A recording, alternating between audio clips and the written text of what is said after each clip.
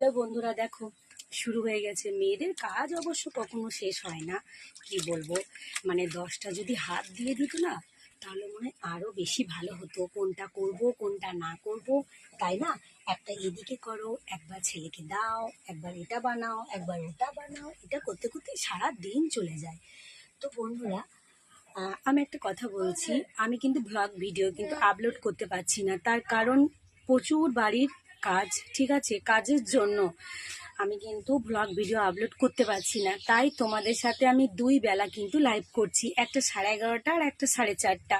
তোমরা তো সব সময় আমাকে দেখতে পাচ্ছ, তোমাদের সাথে গল্প করছি। আর একটা কথা, আমার লাইভ করতে কিন্তু বেশ ভালো লাগে। তো আমি দেখো, আমি হয়তো ফাঁকা হলে যে আমি ভিডিওটা করব তাও তো নয়। দেখো, আমি কিন্তু কাজ করছি আর আমি দিয়ে কিন্তু তোমাদেরকে বলছি, তাই না? তোমরা আমাকে বলো না যে